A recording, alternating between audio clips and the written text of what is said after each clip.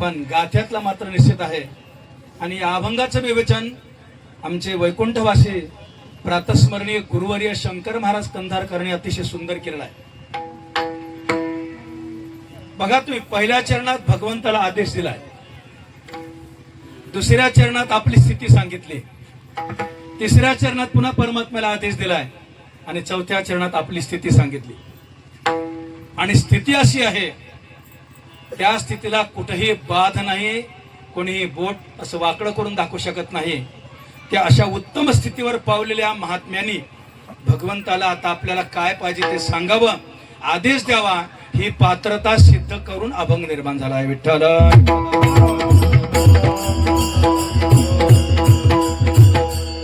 मी नेहमी बोलतो, मी जर पंतप्रधान मला व्हायचंय तर होता येईल की नाही? धोंडेबा पाटील, काय कोणती अवघड गोष्ट आहे? पंतप्रधान मला व्हायचं तर होता येईल की नाही? अधिकार आहे होण्याचा बाबूरावजी, पण पात्रता सिद्ध झाली पाहिजे. लक्षात घ्या माझं बोलण्याचं. मला पंतप्रधान होण्याचा अधिकार आहे, मला राष्ट्रपती होण्याचा अधिकार आहे, मला इंद्र चंद्र कुबेर होण्याचा अधिकार आहे. कोणाला नाही महाराज? मुंगीपासून याच्यावर ते जीवाला अधिकार आहे, पण पात्रता सिद्ध होत नाहीये. आणि पात्रता सिद्ध झाली तरच या बोलण्याला उपयोग आहे. आता मी पंतप्रधान होईल, काय झालं? एक 2-4 अक्षर, 2 हरिपाठातले अभंग, 2च, एखादा श्लोक ते वेडा वाकडा शिकला आणि बिरबलाकडे गेला, काय करा म्हणे, मला पंडित म्हणा. आता बिरबल म्हणजे बिरबलच होते. त्याने विचार केला, काय येते तुम्हाला? एक जण म्हणला, माझं कीर्तन ठेवावं. ते म्हणजे तुम्हाला काय काय पाठ आहे? नाट पाठ आहे का, पत्रिका पाठ आहे का, समाधी पाठ आहे का, तुमचा बालकिडा पाठ आहे? ते काय सांगू नका म्हणलं, आपण कधी बघलोच नाही. मग कीर्तन कसं ठेवा तुझं? तुला काय येते म्हणून 2-4 गाणे म्हणतो. नंबर 1 म्हणला, आई माझी आई तुझी. अरे बाबा, हे समाज इथं आई माझी म्हणण्याचं नाही. तसं बिरबलाकडे जाऊन पंडित होतो असं म्हणल्यानंतर पंडितांची परीक्षा घेतली, पण हट्ट धरला बिरबलाकडे, काही करा मला पंडित म्हणा. पंडित म्हणून घेण्याचा अधिकार आहे कोणाला आहे, पण पंडित होण्यासाठी लागणारी पात्रता सिद्ध झाली पाहिजे. हा माझा विषय आहे. तेव्हा बिरबलाने सांगितले, काम करा, तुम्ही पुढे पळायला लागा, होताल पंडित आपोआप. आणि 5-7 बारकी पोरं बोलवले आणि त्याला धोंडे मारा म्हणले, ए पंडिता, ए पंडित, ए पंडित. आणि धोंडे मारायला लागल्यानंतर त्याला वाटलं पंडित म्हणलेलं पर झालं, पण दगड का मारायला? आणि त्या दगड मारलेल्या चिडल्यामुळे पोरं जास्तच जमून पंडित पंडित म्हणले. बिरबलाकडे गेला, हे काय म्हणले? पंडित म्हणाले, पण दगड खावं लागते, कोणतं तरी एकच मिळते. ज्याला खरा अधिकार पात्रता सिद्ध होते त्याला धोंडे कोणीच मारत नाहीत. आणि जगानं काहीतरी बरं व्हा म्हणतात, त्याला जग धोंडे मारतात नाही, त्याच्या पुढचे करतात. विठ्ठल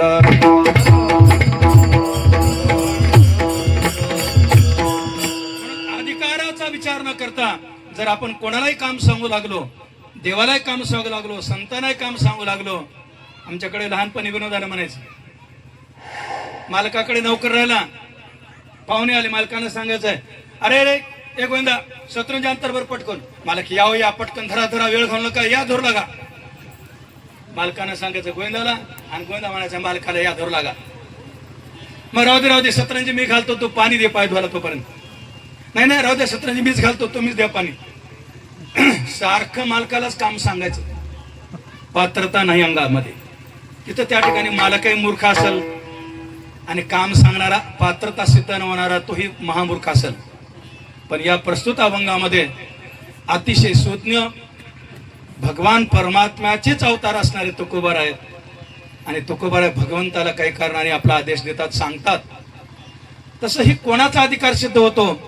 ज्यांनी आपलं आयुष्य भगवंत नामचिंतनामध्ये घातलं, कुठल्याच प्रकारचा संसाराचा व्यासंग न करता, अंतःकरणात कुठली तळमळ न बाळगता आत्मस्थितीला जे पोहोचले महात्मे आहेत तेच परमात्म्याला काम सांगू शकतात.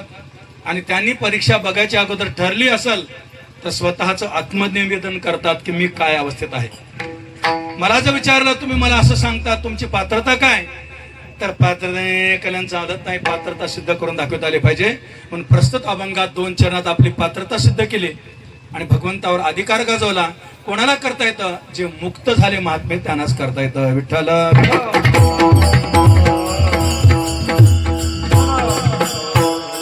आजपर्यंतच्या कीर्तनामध्ये आपण त्या मातोश्री बद्दल, भगवान परमात्म्याच्या दरबारात तिचा रहिवास आहे असं सांगून गेलो आपण. परमात्म्याकडेच ते राहतात असं मी बरेचदा सांगून गेलो.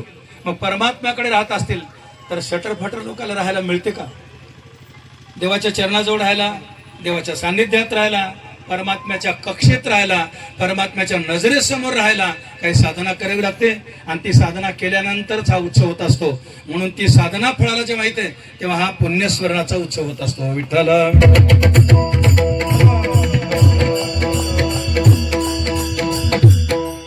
अभंगाचा धावता भावार्थ असा आहे,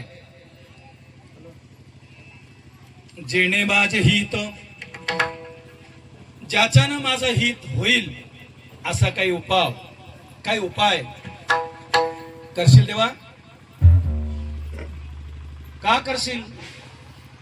तर माझा भाव आहे म्हणून. करशील भाव जाणून या.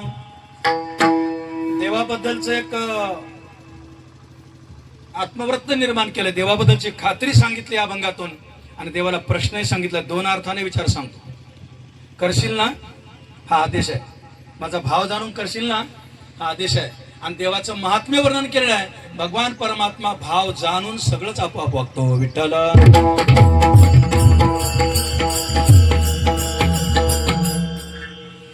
भगवान परमात्माच भावाचाच भुकेला हो. ज्ञानोबाने आपल्याला पुष्कळ वेळ सांगितले. हरिपाठात आपण रोज म्हणतो काय, भावाविन देव, भाविन देव न कळे न संदेह, गुरुवेन अनुभव कैसा कळे. देवा कारणे भाव तस्मात्, देवा कारणे भाव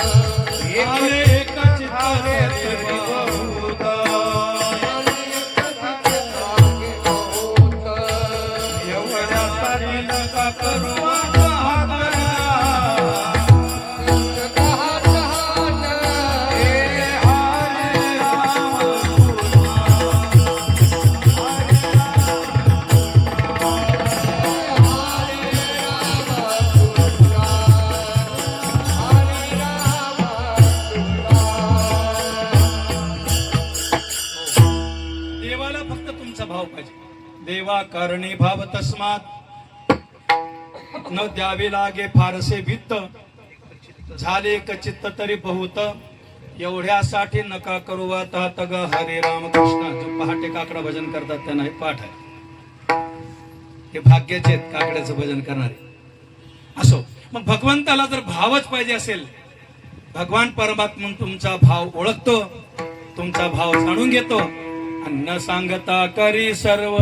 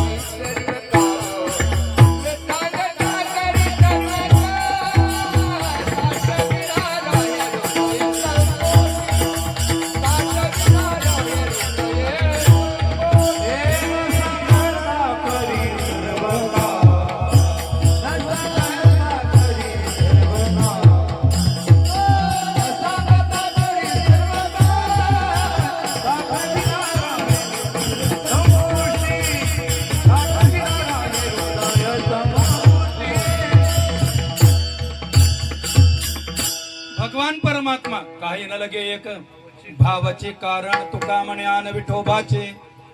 देवाला फक्त अंतःकरणातला भाव पाहिजे. मी विस्तारात सांगेल भावाचे प्रकार किती आहेत. 5 भाऊ, सावत्र भाऊ, सख्खे भाऊ, हे नाही. भाव किती आहेत सांगून जायचं असेल तर एक पहिला देह भाव आहे, दुसरा जीव भाव आहे, तिसरा आत्मभाव आहे, चौथा ब्रह्मभाव आहे, 5वा विभाव भाव आहे, 6वा व्यभिचारी भाव आहे आणि 7वा आत्मभाव आहे. विठ्ठल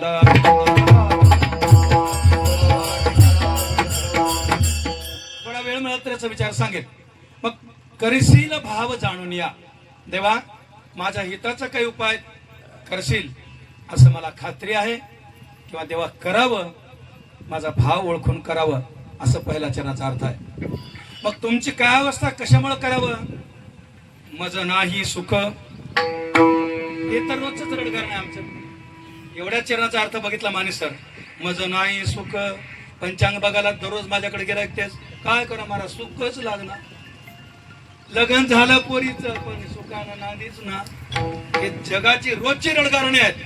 पण मज नाही सुख, दुःख तया नाही खंती. मला सुखही नाही त्याची खंत नाही, मला दुःख तर नाहीच नाही त्याची खंत कुठली असणार. आणि भावना हे चित्ते तया खंती, काय तया छंदे नाना छंदे. भावना ही चित्ती नाना छंदे, अनेक प्रकारचे छंद नाही तेव्हा मला. मी कीर्तनही करतो, पिक्चरलाही जातो, पत्तेही खेळतो. आमचे एक भाविक भक्त आहेत, लग्न आहे त्यांच्या मुलाचं. त्याने मला काल फोन करून विचारलं, साहेब तुम्हाला काय कोट पॅन्ट शिवू द्या की सफारी शिवू द्या? म्हणजे लोक मला ठेवतील का? अरे माझी सफारी दुपारीच वाढाली, तिथं पहिलेचा कोट पॅन्ट तिथंच बसला घरात आडून. गांजराची पुंगी नोकरी संपली, आता कशाला पॅन्ट घालून दिवस आहेत काय?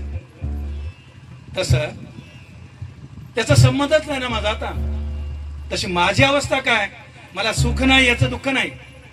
सुख नाही याचा अर्थ संसारातल्या सुखाचा विचार माझ्याकडे नाही. कारण संसारात वाटणारं सुख क्षणिक आहे आणि दुःख तरी काय फार दिवसाचं आहे का? जास्त दिवसाचं. ते दुःख क्षणिकच आहे, म्हणून त्याची मला खंती नाही. एक आणि भावना ही चित्ती नाना छंदे. भावना अशी आहे माझी की त्या चित्तामध्ये दुसरा कुठलाच लावलेश नाही. मला देवाच्या नामचिंतना वाचून कुठलाच संसाराचा मला कधी रात्री झोपेतून उठवा. साधू संत महात्मे म्हणतात मला कधी उठवा आणि काय आवडते विचारा. साधू संत महात्मे काय सांगतील? आवडे पंढरी भीमा पांडुरंग चंद्रभागा लिंग पुंडलिक, हे सांगतील. आणि आम्ही आयुष्यभर कीर्तन केलं, रात्री झोपेतून उठला आणि विचारलं तुम्हाला काय आवडते? मी म्हणतो पूर्णाची पोळी. आमचा संसाराशिवाय दुसरा विषय नाही. म्हणून साधू संत महात्म्यांची मुक्त अवस्थेतली स्थिती आहे की मला सुखही नाही, माझ्याकडे दुःखही नाही आणि भावना अशी चित्तात बसली, अनेक प्रकारचा कुठला छंदही नाही. बरं का? अवघे निगावद्वारी आहे वजयशी. ज्ञानोबा बोलतात चतुर्थीच करायची, पंचमीच करायची, शुक्रवार धरायचा, शनिवार धरायचा, संतोष माताच करायचे, 1 लोटा जेलच घेऊन जायचं. हे अनेक गोंधळ माझ्यापाशी नाही. एक धरिला चित्ती आम्ही रुक्माईचा पती. ज्ञानोबा बोलतात जी भक्ती अशी करू नये असं नाही, पण एकविधपणा आल्या वाचून तुमचं फल सिद्धी मिळत नाही. उद्या सकाळी मसोबाला पहिल्यांदा हजर, दावल पिराला त्याच्या पुढे हजर, पालखीला त्याच्या पुढे जाणं, सगळं करीत बसलं असतं तुमचं आयुष्य पुरत नाही. तुम्हाला कोणतेही हाती लागणार आहे. एकविधपणा भक्तीमध्ये पाहिजे. म्हणून नाना छंद माझ्याकडे नाही. आता मग ही अवस्था माझी असेल तर तेव्हा तुम्हाला जर वाटत असेल ना की माझं कुठतरी लावलेस त्या संसाराशी म्हणून काय करा देवा, तोडी हे संबंध, तोडी आशापाश. देवा जर तुम्हाला वाटत असेल मी संसारात आहे असं म्हणून, तर या संसाराचा माझा संबंध तोडून टाकाकडे. नकोच नको. ज्याच्यामुळे सुख मिळालं असं वाटते आणि चटकत बसतो आम्ही आणि दुःख भोगत बसतो, म्हणून त्याचा आमचा संबंध तोडून टाका.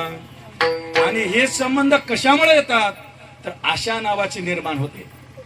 त्या आशेच्या बळावर मनुष्य कुठपर्यंत जायला बघतो. म्हणून पहिल्यांदा त्या आशापाशे तोडून टाका. पण मला त्याच्यातले काही सायास कष्ट लागू नये. बरं माझं हो सायास न करिता. मला त्याच्यातलं कष्ट झालंय.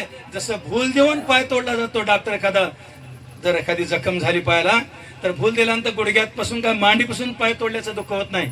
तसं देवा मला कुठलाच सायास न करता या संसाराचाही संबंध तोडून टाका, माझी आशाही काढून टाका, मला निरागस करा. देवाला दुसरा आदेश. मग देव म्हणतात हे करण्यासाठी तुझी पात्रता काय सांग. तुका म्हणे मी तो राहिलो निश्चिंत. मी निश्चिंत आहे देवा, कुठली चिंता नाही. आणि काय करतो माहिती आहे काय, भाकरी मागत बसतो काय, दिवे घाटात पोते जमा करत बसतो, महिना 2 महिने आल्यावर खायला चिवड्याचे पाकिट. त्यांना जगन्नाथ बुवा पवार काय म्हणायचे, जे वारीतलं भजन सोडून जर जात असतील कुठं बाहेर तर पापाचे कळप पळते पुढे. त्या दिवे घाटामध्ये पोते जमा करून आणणारे बहादर 1-1 लाख निघतात, 1-1 लाख. वास घाण चिवड्याचे पोते घेऊन घरला येतात, 2-2 महिने लेकर बाळगून खात बसतात. मी 25 पाकिट कमिलो, 100 बिस्किटचे पुढे मिळाले, पुण्यामध्ये 200 रुपयाने 1000 रुपये दक्षिणा मिळाली. ह्याच्या करता जायचंय का मला? नाही नाही. तुका म्हणे मी तो राहिलो निश्चिंत. आणि काय करत होतो, कवळोनी एकांत सुख तो.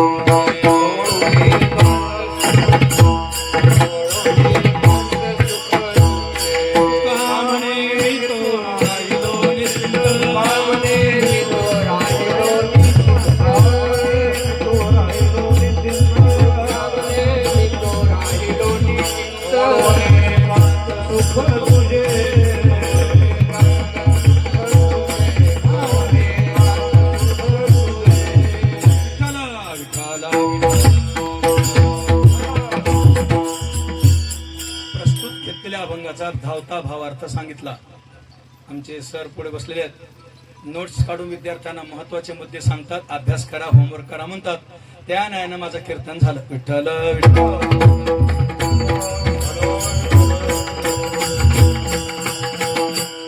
असू द्या, आपण पुढे जाऊ. जेणे माझे हित होईल तो उपाव. बरं का, माझं हित कशात आहे देवा ते तुलाच कळतं. हित तो हित नाही ठावे जननी जनका. आईला आपलं हित माहित नाही मला, आणि बापाला हित माहित नाही आपलं. आई बाप प्रयत्नानं कसोशीनं कलेक्टर करतील. लक्ष झालं माझं बोलणं. जीवनामध्ये सफलता प्राप्त होत नाही त्याच्याने. तुम्ही श्रीमंत होताल, 4 माणसात बसण्याचे लायक होताल, पण परमात्म्याकडे जाण्याची लायकी तुमची होईलच असं नाही. विठ्ठल.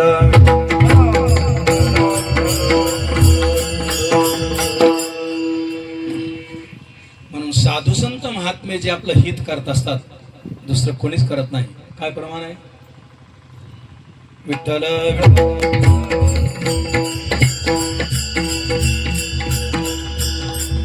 माझे सुहित नेनती कोणी, काहीच न करती मजवा कोणी, सज्जन तो सुखाची मांडली, नेनती कोणी आधी अंत,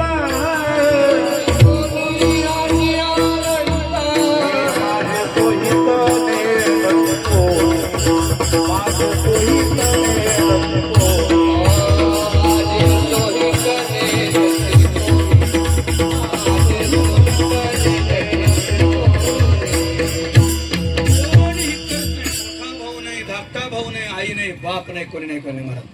व्यवहार जगवतील, संसारात शहाणं करतील, अजून काय करायचं करतील, पण एकच हिताची माऊली भेटली, ती आहे मदाला साथ. तिनं सगळे निवृत्ती पंथालाच मुलं पाठवले महाराज. पाळण्यात घातले की उपदेश.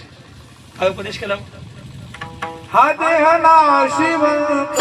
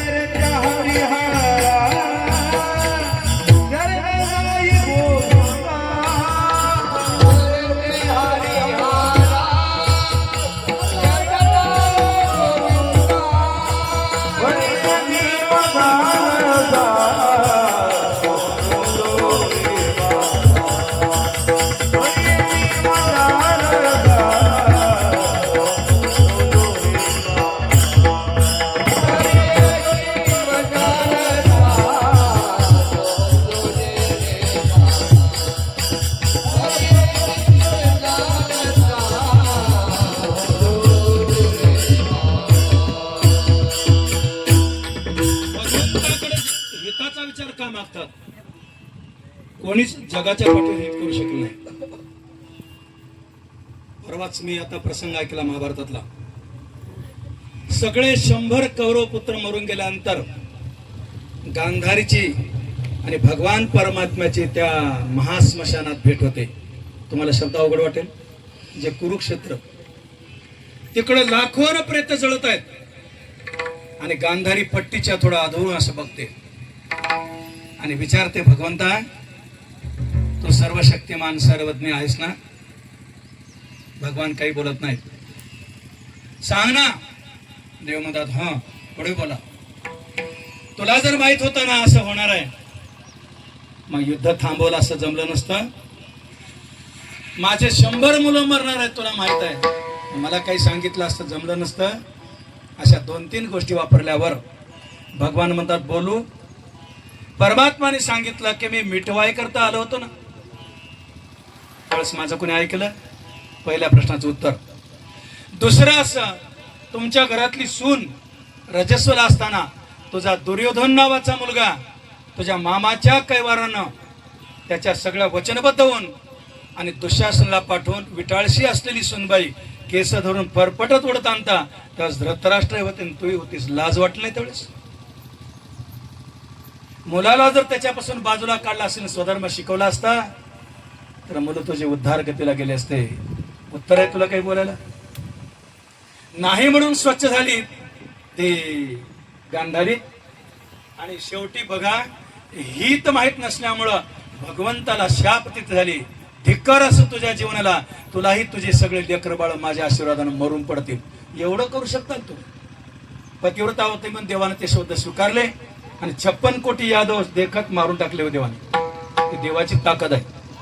पण स्वधर्म शिकवायला आई चुकली आणि देवाला तुम्ही बोट लावता. विठ्ठल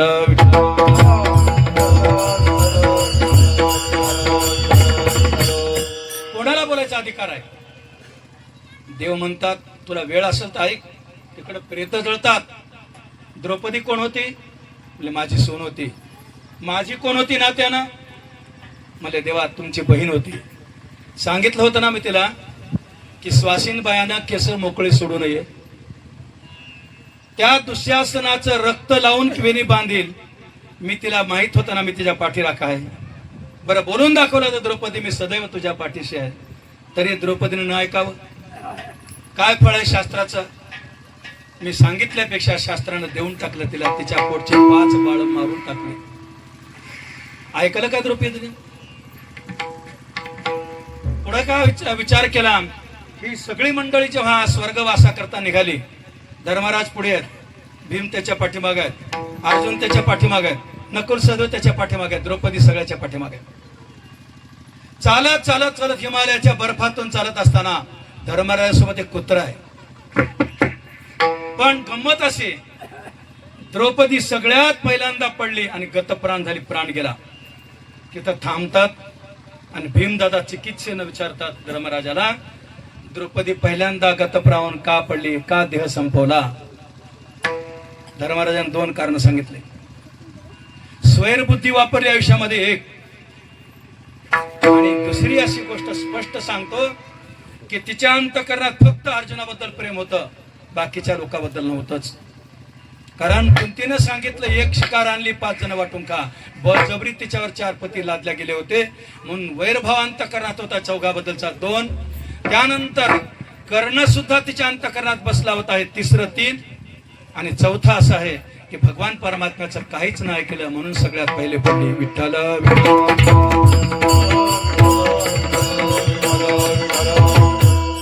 आणि हे सगळं घडून जर तुम्ही देवाला शिरजोरपणे बोलत असताल, तुला लाज नाही वाटली देवा असं गांधारी म्हणत असेल, तर गांधारीला उत्तर देवाने देऊन टाकलं. धर्माचा विचार कुठे गेला? स्वधर्माचरण केलं नाही. स्वतः डोळ्याला पट्टी बांधली म्हणजे स्वधर्माचरण आहे? अरे पतिव्रता धर्माचा व्यभिचार केलास तू. तुझ्या पतीला डोळ्याला आंधळेपणा दिसत नाही म्हणून नवऱ्याला सांगितलं मी आंधळा जन्माला आलो, माझे पोरं राज्य करतात. गांधारी तू तरी बघण्याकरता समर्थ हो. पण नवऱ्याचं वचन विरुद्ध करून तू डोळ्याला पट्टी मारलीस. कुठली पतिव्रता आहेस तू? कुठली पतिव्रता आहेस तू? आणि असं जेव्हा बोललं जातं तेव्हा देवाला शिकवायचा अधिकार प्राप्त होतो का सांगा? आपलं म्हणणं तेच आहे.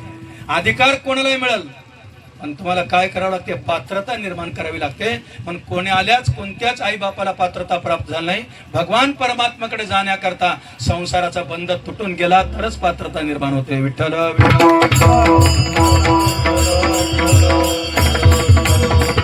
आणि मग हित म्हणजे काय?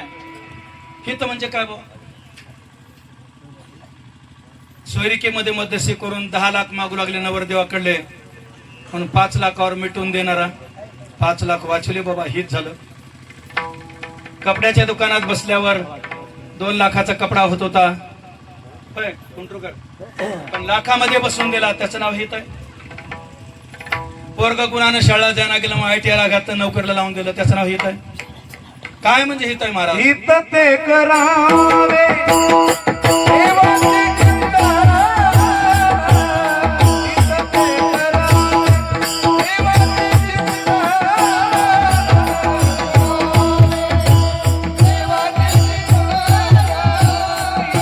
ते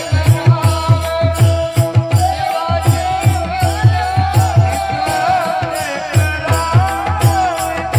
देवाचे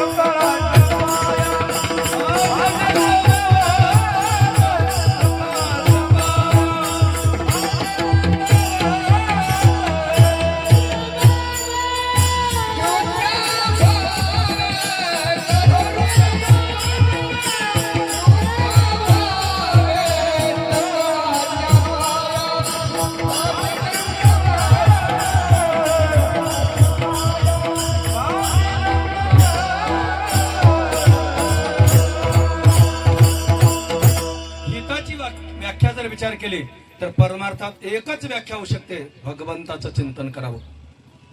कशासाठी आलो आपण? मनुष्य म्हणून जन्माला कशासाठी आलो? अनाचार करण्याकरता, दुराचार करण्याकरता, व्यभिचारी जीवन जगण्याकरता नाही महाराज. मनुष्य देह ऐसा निध साधा लते साधा सिद्ध करोनी प्रबोध संत पार उतरले. एकच देह असा महाराज बरं का, ज्या देहानं आपल्याला मुक्त होता येतं, भगवंताचं नामचिंतन करता येतं. 84 लक्ष योनीला अधिकार आहे महाराज मुक्त होण्याचा, आणि पात्रता फक्त मनुष्य देहाला मिळाली. विठ्ठल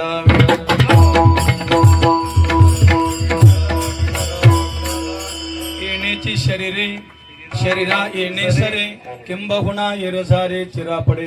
फक्त याच मनुष्य देहानं आपल्याला मुक्त होता येतं, आणि मुक्त होण्याचं साधन काय असेल तर ते भगवंताचं नामचिंतन आहे. त्यालाच हित असं म्हणतात. म्हणून ते परमात्म्याचं नामचिंतन सदोदित निरंतर घडावं.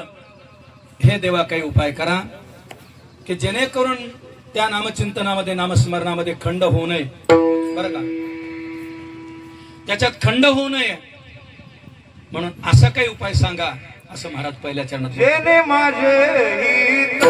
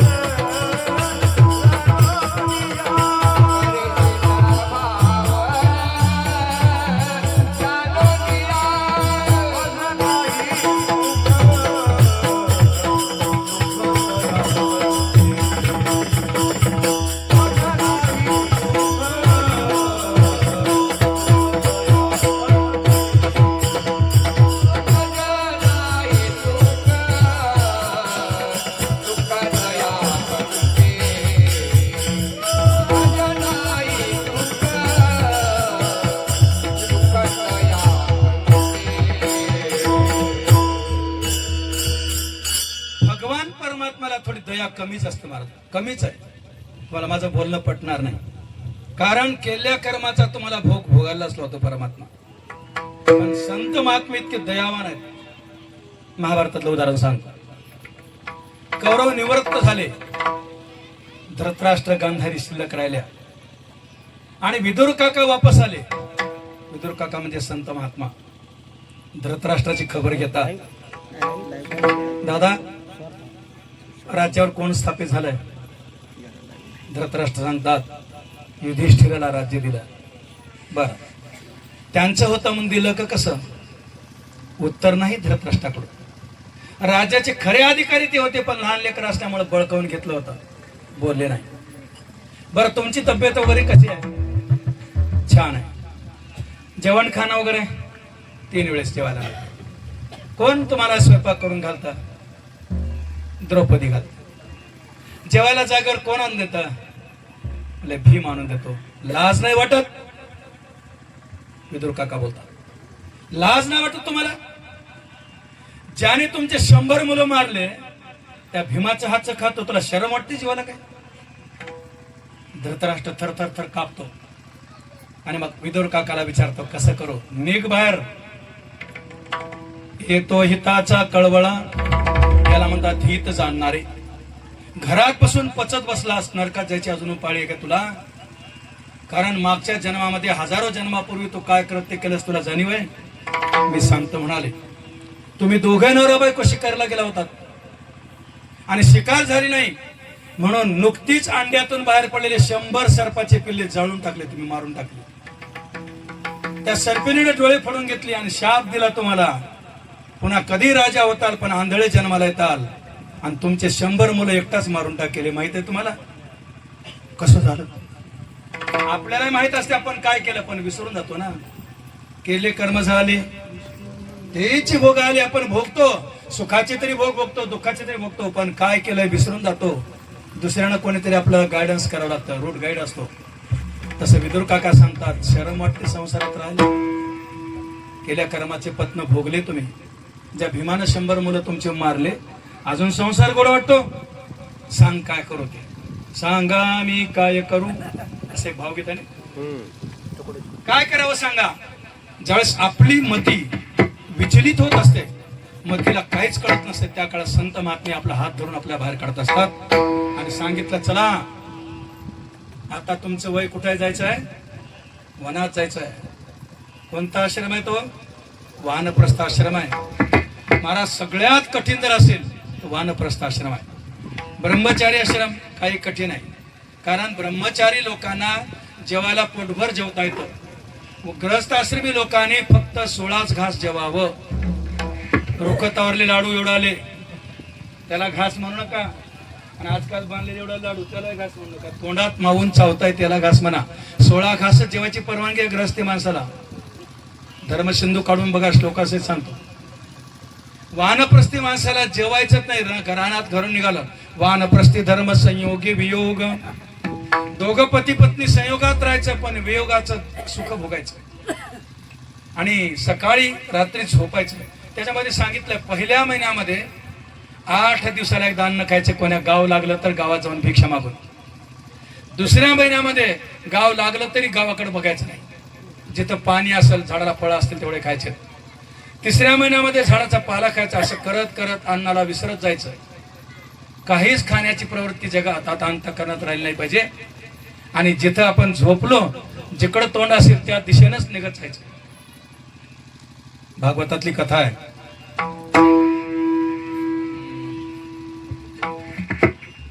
राजा काय नाव ते निघाले सरळ पश्चिम दिशेला. तिकडून अग्नी लागलेला होता, वनवा पेटला होता. अरे बापरे, म्हणून घाबरून दक्षिण दिशेला पळायचं नाही. सरळ वृषभदेव भगवान सरळ सरळ त्या पश्चिम दिशेला जात असताना अग्नी लागला ना, अग्नीतच प्रवेश केला. संपला आपला आयुष्य. त्याचं सुखही मानायचं नाही आणि त्याचं दुःख तर मानायचंच नाही. मग धृतराष्ट्राला चला सांगा, निघाले विदुर काका घेऊन. त्याच कुंती समोर आली. काय चाललंय तुमचं? नमस्कार घातला. आपले पोरांचं राज्य एवढ्यासाठीच जगायचं का?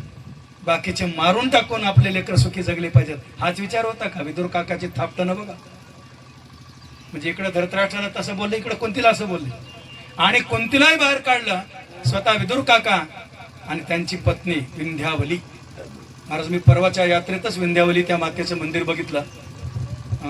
प्रयागराज ते काशीच्या मध्ये आहे विंध्यावली मातेचं मंदिर.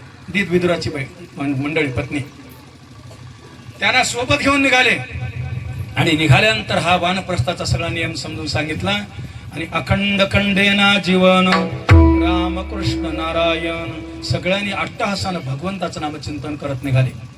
कारण मागे जेव्हा तीर्थयात्रा करायची काय ठरलं होतं की आपले हे द्रौपदी 5 पांडवाची बायको आहे. 2 महिने 12 दिवस एकेकाला वाटणीला आली.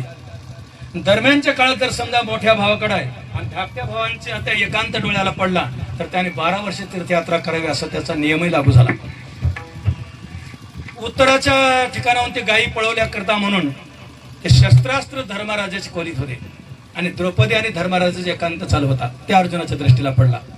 शस्त्र आणले, ते युद्ध केलं आणि त्यानंतर मग ते शस्त्र ठेवून भगवंताला विचारून अर्जुन तीर्थयात्रेला जायला निघाले. देव म्हणतात कसं काय मनानं काही निर्णय घ्यायचा आणि संकट आणून ठेवायचे असं काय अर्जुना. देवा ठरले ना की जेव्हा कोणा भावाचा एकांत चालू असेल तेव्हा 2 महिने 12 दिवस त्यांची पत्नी आहे आणि आपण जर एकांत चालू असताना मध्ये जर आपण गेलो दृष्टीला पडलं तर 12 वर्ष तीर्थयात्रा करावी. देवानं सांगितलं परोपकाराकरता तो शस्त्र आणायला गेलास आणि धर्माचं रक्षण करण्याकरता गेल्यामुळे तो नियम शिथिल होतो. ते नियम तिथं लागू नाही. उद्दामपणानं जाऊन मुद्दाम दृष्टी टाकणं तीर्थयात्रा करावी लागते. उद्दामपणा तुझ्या स्वभावात नव्हता, मुद्दाम तू घडलेलं करणं म्हणवतं. तर पण अर्जुनाला द्रौपदीला सवय होती महाराज. देवानं सांगितलं ऐकायचंच नाही. निघाला अर्जुन. निघाल्यानंतर तीर्थयात्रेला जातो. त्याच्या अगोदरची घटना एक सांगतो तीर्थयात्रेची. बळीराम दादा निघाले तीर्थयात्रेला. बळीराम दादा निघाल्यानंतर सूत ऋषी भागवत कथा सांगत होते. आता बळीराम दादा राजा आले म्हणून सगळ्यांनी उठून सन्मान केला पण सूत महर्षी जागेवरून उठले नाहीत. नियम आहे महाराज व्यासपीठावरून उठायचं नाही. काय त्या बळीराम दादाला क्रोध आला की त्या सूत ऋषीचं मुंडकच उडून टाकलं. तीर्थयात्रा ही तीर्थयात्रा आहे का. सगळ्यांनी प्रार्थना केल्यावर त्या सुताचं मुंडकं जोडलं, त्याला घोड्याचं तोंड लावलं. भागवत कथा पुढे चालू झाली पण बळीराम दादाला काही विजय मिळाला नाही महाराज. अर्जुन निघाले पुन्हा तीर्थयात्रा. त्या तीर्थयात्रेमध्ये बब्रुवानाच्या आईबरोबर लग्न त्या तीर्थयात्रेतच केलं अर्जुनानं. आणि संन्यास घेऊन निघत असताना आता सुभद्रेचा अपराध काय ते सांगतो. मुलगा मरण्याचं कारण. त्या सुभद्रेला भगवंताने महाराज वयात आली असती तर काय होते पण तारुण्याची इच्छा प्रकट करू नये. माझं लग्न करा म्हणून बापानं शहाणपणानं मुलाचं लग्न करून मोकळं व्हावं पण कार्ट्यानं म्हणे बाबा माझं लग्न का करतो. सुभद्रेची तीच चूक झाली. अर्जुनाला बघितल्याबरोबर भाळली आय लव्ह यू आणि भाळल्यानंतर त्यालाच करून घ्यायचा हट्ट धरल्यामुळं बळीराम दादाच्या देखत बोलायची सोय नव्हती म्हणून कृष्ण परमात्मा अतिशय लाड करतो सुभद्रेचा.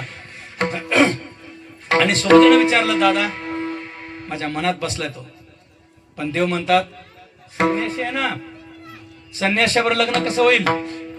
पण भगवान परमात्म्यानं सुभद्रेचा हट्ट पुरवण्याकरता पुढे शास्त्र काही फळ देऊ सांगितलं आणि ज्ञानेश्वर महाराज वही लिहितात संन्यासी तुवा होनी चोरून नेली माझी भगिनी.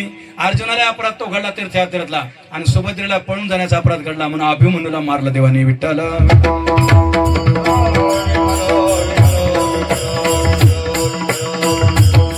भीमाचे अनेक अपराध घडले महाराज म्हणून तर बरोबरीक नावाचा मुलगा मारला, बब्रुवान मारला, अजून किती मुलं मारले. मग त्या कौरवाने प्रश्न विचारला 100 मुलं मारायचा तो संकल्प होता काय. भगवंताने सांगितलं माझा शत्रुत्व तुम्ही पत्करत होता तरी मी तुम्हाला सांभाळे पण ज्यांनी मला जीवदान दिलं ना. पहिला बघा सुभद्रा माझी सख्खी बहीण मारला की नाही मुलगा तिचा मेला की नाही.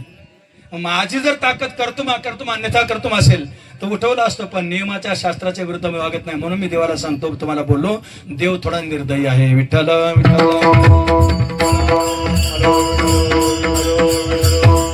म्हणून भगवान परमात्म्याकडे हित मागण्याचा अधिकार सरासरी जीवाचा होत नाही. जे मुक्त स्थितीला परमात्मा स्वरूपाला पावले त्यांनाच मागण्याचा अधिकार आहे. म्हणून प्रस्तुत अभंगात पहिल्या चरणात मागितलं आणि आदेश केला जेणे माझे हित होईल तो पाव. हित म्हणजे काय आपण थोडं बघून आलो की भगवान परमात्म्याचं चिंतन करणं. त्याच्यापेक्षा थोडी पुढची पायरी अजून जर विचार केला तर गर्भवासात असताना जो दुःखी जीव असतो आणि भगवंताला प्रार्थना करतो एक वेळ करी या दुःखा वेगळे दुरिताचे जाळे उठो.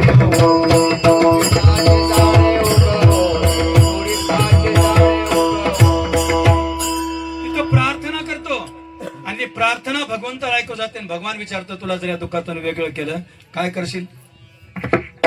आठवीन बाय आम्हाला आठवीन बाय आम्हाला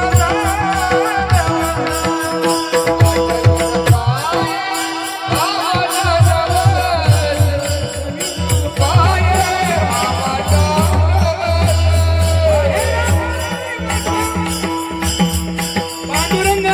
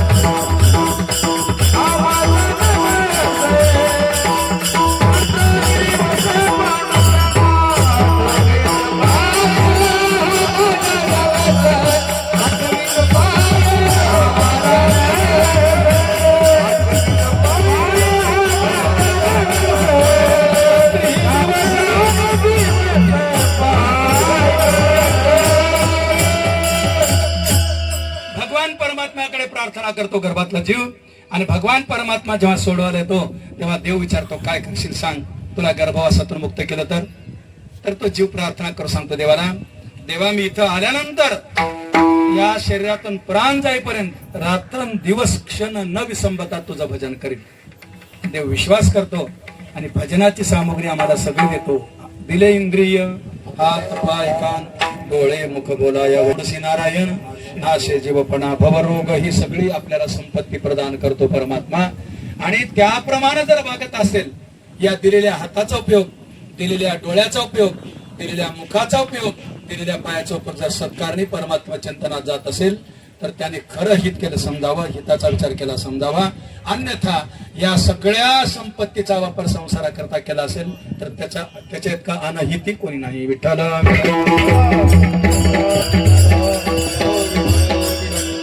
मग ठीक आहे बाबा देवा, तर ते हित करण्याकरता म्हणजे आमची स्मृती तुझ्याकडे राहण्याकरता काही उपाय असेल तर सांग देवा, काही उपाय असेल तर सांगा. आणि सांगा म्हणणं. आणि दुसरी गोष्ट असा की तू सर्वज्ञ आहेस, सर्व अंतर्यामी आहेस बरं का. अंतरीची घेतो गोडी बाहे जोडी भावाची देवसोयरा देवसोयरा देवसोयरा दिनाचं देवाचं कर्तृत्व युक्त करतात. करीसी ते ही काय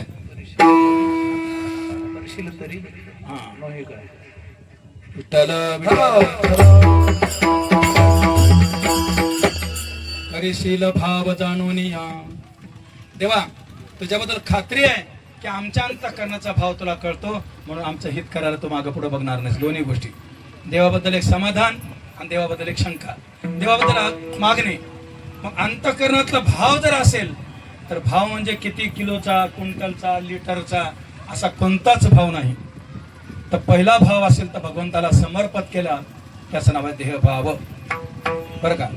देह समर्पिजे देवा भार काहीच न घ्यावा, होईल अघवा तुका म्हणे आनंद. देहभाव, या देहभावाने काय करायचंय, अंतःकरणात परमात्मा असतो प्रत्येकाच्या. बरेच लोक संसारात राहतात, त्याला मान्यता मिळाली. जेवी जळा आत पद्मपत्र पद्मपत्र मिवांबसा. पाण्यात कमळाचं पान 24 तास असतं, पण पाण्याचा लेश लागू देत नाही, ते बहादर असत. जरूर राहा, संसारी असावे आसोनी नसावे, भजन करावे रात्रंदिवस. पण एक जण असा भाव आहे जो देहभावाने संसार करतो आणि अंतःकरणाने परमार्थ करतो, देवाला मान्य आहे. विठ्ठल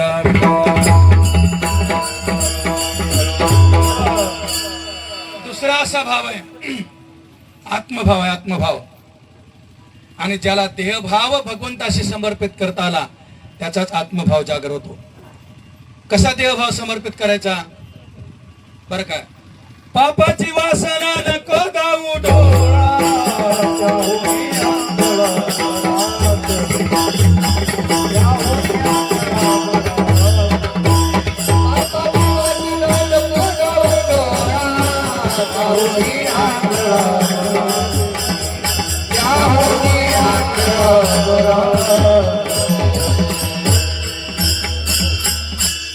आज काही हरकत नाही, फक्त श्रोत्यांचा विचार करायचा. नको देवा, ज्या ज्या वेळेला दृष्टीला पाप दिसायला लागतं तेव्हा दृष्टी असून कामाची नाही. ती दृष्टी तुझ्या ठिकाणी समर्पित झाली. म्हणून चित्ती तुझे पाय, डोळा रूपाचे ध्यान, अखंड मुखी नाम तुमचे वर्णावे गुण, हेच एक तुम्हा मागतो मी दातारा.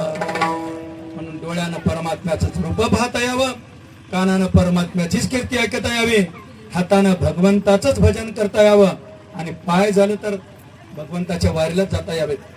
देह देवाचे कारणे, मुखी अमृताचे वाणी, देह देवाचे कारणे. म्हणून अंतःकरणातला जो भाव आहे त्याला आत्मभाव म्हणतात बरं. त्यानंतर तिसरा भाव सांगितला जीव भाव. देहभावाने परमात्म्याकडेच आहेत, आत्मभावाने परमात्म्याकडेच आहेत. तिसरा भाव सांगितला जीव भाव. जीव भाव काय हो? ज्याच्यावर आपली वरधाप चालते. नाकासमोर दोरा हलना गेला मेलच म्हणून समजतात, घरगुती उपाय मागून डॉक्टरनं सांगावं लागते गेला म्हणून.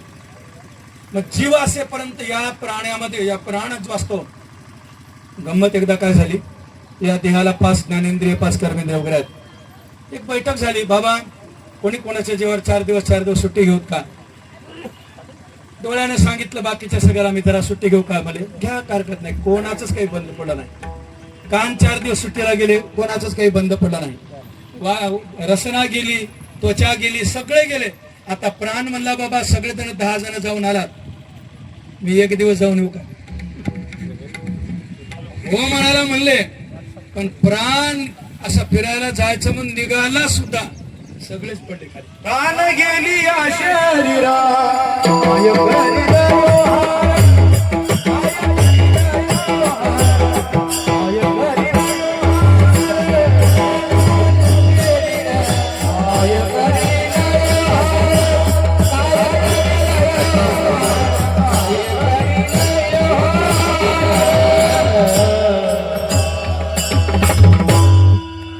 सकाळी एक जण सांगितला ते 2400 स्क्वेअर फूटचा प्लॉट दुपारी बयाना देतो मला. सकाळी सांगितला दुपारी बयाना देतो, आणि प्राण गेली, आता बयाना कोण घ्या कोण द्या? म्हणून हा प्राण म्हणजे जीव आहे, आणि तो जीव ही भगवान परमात्म्याने दिला. जेने हा जीव दिला दान, त्याचे करील भजन रात्रंदिवस. आणि संत महात्मे काय करत असतील तर तुका म्हणे जीव भाव, नुसता जीव समर्पण करत नाही, तो जीवपणाचा जो भाव आहे ना, प्राणपणाचा, तो देवाला समर्पण करतात. म्हणून जीव भावही भगवंताकडे, देह भावही भगवंताकडे, आत्मभावही भगवंताकडे. चौथा ब्रह्मभाव आहे. ब्रह्मभाव ज्ञान प्राप्त झाला, अहम ब्रह्मास्मी. त्याच्या इतका तर आता फुगीर कोणीच नसतो. 4दा जेवतो, भारीचे कपडे घालतो, सगळं घालतो ना, अहम ब्रह्मास्मी. म्हणून ज्ञानोबाराय बोलतात, टाळा टाळी लोपला नाद, अंगो अंगे मुराला छंद, भोग भोगिताची अटला भेद, ज्ञान गिळोनी गावा गोविंदुगा. हे ब्रह्मभाव सुद्धा गेला पाहिजे महाराज. मी ब्रह्म आहे, मी ब्रह्म आहे सांगताच येत नाही महाराज. तुम्ही जर ब्रह्मावस्थेला पोहोचलात तर तुमचं वाचा बंद होत असते, सांगता येत नाही. आणि जोपर्यंत सांगणं चालेल तोपर्यंत ब्रह्मभाव खरा नाही. म्हणून ब्रह्मभावही परमात्म्याला समर्पण केला पाहिजे. त्यानंतर व्यभिचारी भाव सुद्धा भगवंताकडे केला पाहिजे. संसाराच्या दृष्टीने व्यभिचारी भावाचा विचार केला तर रोज मार खावं लागतं मला.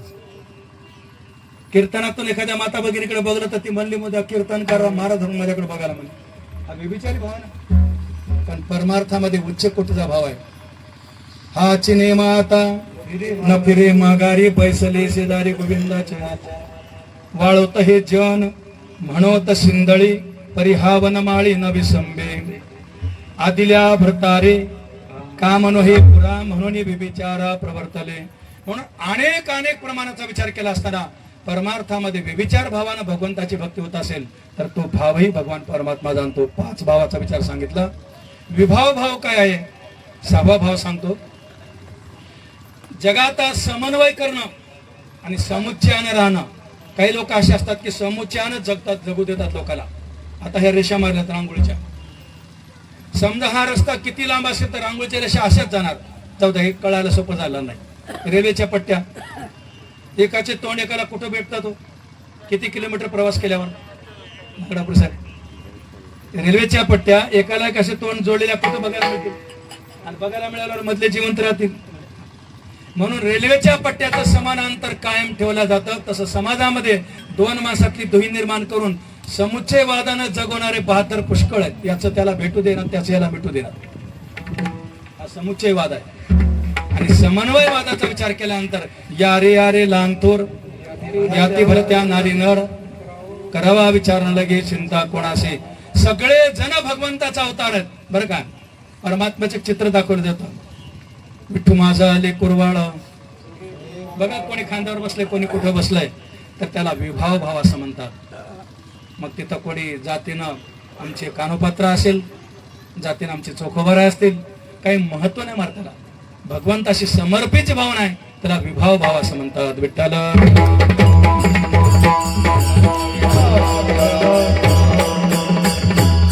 आणि समन्वय भावाचा विचार केला असताना भगवंता वाचून जगात काहीच न दिसणं, समर्पित भाव त्याला म्हणतात.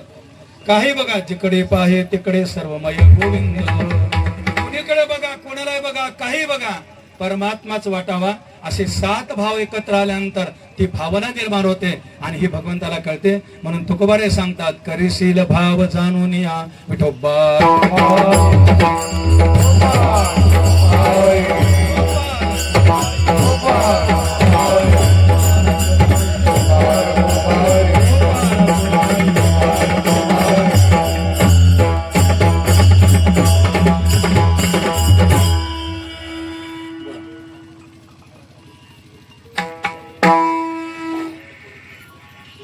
कीर्तनकारला बोलायची संधी मिळते पण टाळकरला मेहनत मधली चालच बंद झाल्यासारखं झालं. प्रवचन बंद झाले, मधली चाल बंद झाली. त्यामुळे आज तरी म्हणा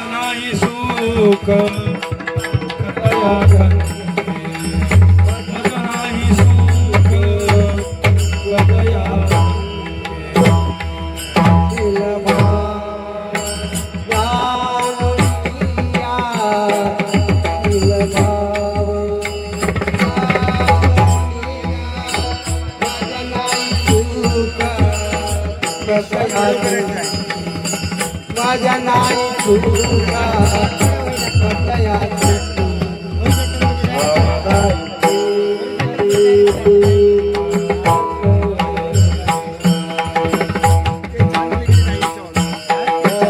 भावना ही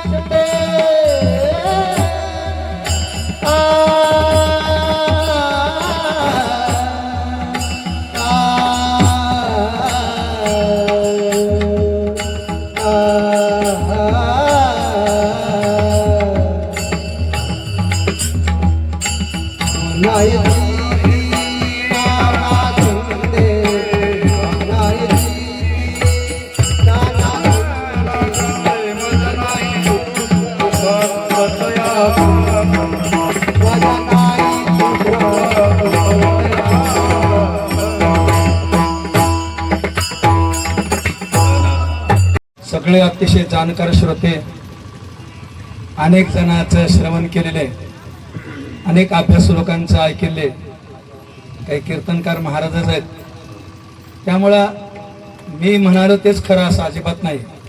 आणि माझ्या बुद्धीला जेवढं छपल तेवढा मी एका चरणाचा अर्थ सांगण्याचा प्रयत्न केला. बाकी 3 चरण सांगायचे आहेत, पण वेळ अर्थ तास आहे.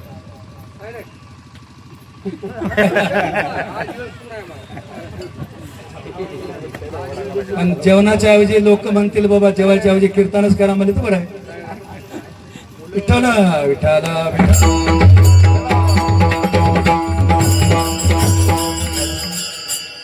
भाव थोडक्यात 7 भावाचा विचार सांगितला. भाव म्हणजे याचा अर्थ समर्पण काय आहे, देहभाव काय, जीवभाव काय, आत्मभाव काय, ब्रह्मभाव काय, व्यभिचारी भाव काय, विभाव भाव काय, हे सगळ्या भावाचं वर्णन सांगितलं. आणि हा सगळा भाव अंतःकरणातून परमात्मा तुमचा ग्रहण करत असतो. म्हणून तुकोबारा म्हणतात करशील भाव जाणून माझ्या अंतःकरणाची काय अवस्था आहे, तू करणार आहेस देवा, माझ्या हिताचा उपाय तुला नक्की माहित आहे आणि ते तू करणार आहेस असा विश्वास देवावर व्यक्त करतात एका बाजूने. आणि असा देवाला प्रश्नही घालतात की देवा तुला हिताचा काय उपाय असेल तर कर, माझी भावना ओळखून कर असा आदेशही देतात. द्वय अर्थानं अभंगाचा विचार आहे. मग पुन्हा देवाने विचार केला, बाबा खरंच तुमची अवस्था काय, हे मी विचार करण्याकरता मला प्रवृत्त करतात. पण तुम्ही जर चिखल घेऊन बसले असतात तर काय करा, म्हणून स्वच्छ मनानं सांगायचंय. जसं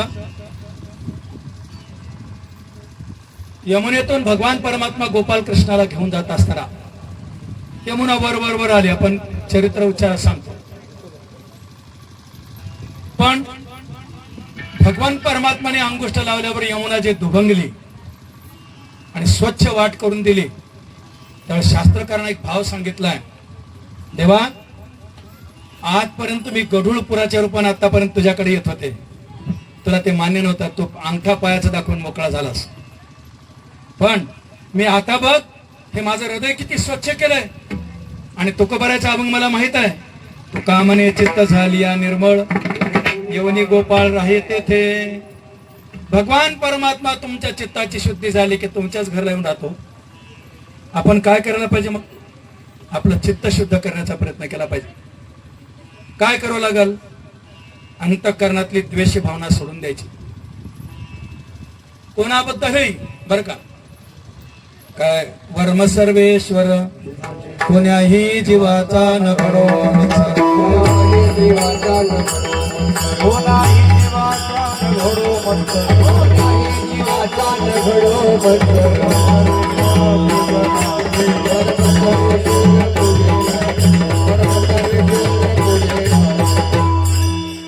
कोणत्याही जीवाचा मत्सर घडायचा नाही. मच्छराचा सुद्धा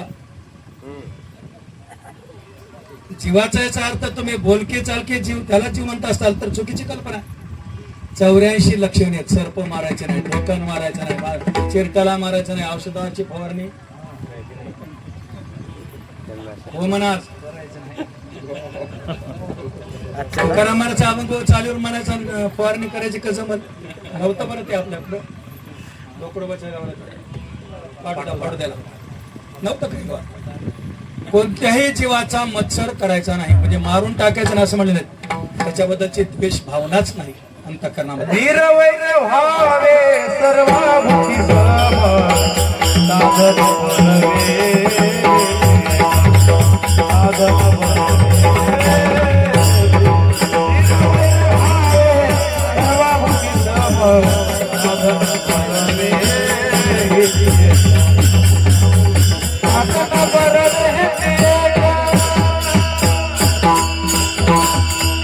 कोणाबद्दलही वैरभाव असायचा नाही, वीरभाव असायचा नाही. हेच परमोच्चक साधन आहे. मग भगवान म्हणतात बा मला जर तू हिताचा उपाय सांग म्हणता, अंतःकरणाची भावना ओळख म्हणता, भावना तरी आहे काय, तर भावनेमध्ये भगवंताला पहिल्यांदा आढळलं साधकाला सांगायच्या अगोदर की याच्या ठिकाणी सुखाचा लेश नाही. मग हे चूक आहे ना. सुखी नसेल तर दुःखी असणारच आहे, कारण चितपटाची बाजू आहे ना. जर सुखी असेल तर दुःखी नसतं मनुष्य. मग माझ्याकडे सुख नाही, मग दुःख जरूर आहे. पण पुढे सांगतात दुःखही नाही. काय नाही? सुखही नाही, दुःखही नाही. सुख कोणतं नाही? संसारासंबंधीचं नाही. आणि दुःख कोणतं नाही? संसारासंबंधीचं नाही.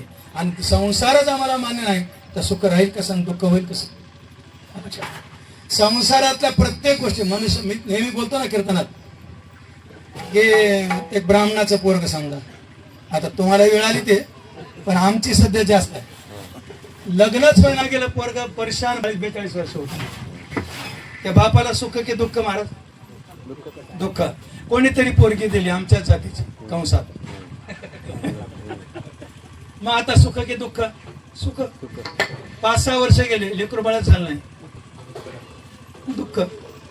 झालं नवसाचं असं ना. आता धोंडीबा पाटील सुख की दुःख? सुख. पण वर्षभरच टिकलं. सगळं कीर्तन 4 वाजेपर्यंत याच्यावरच करता येईल आपल्याला.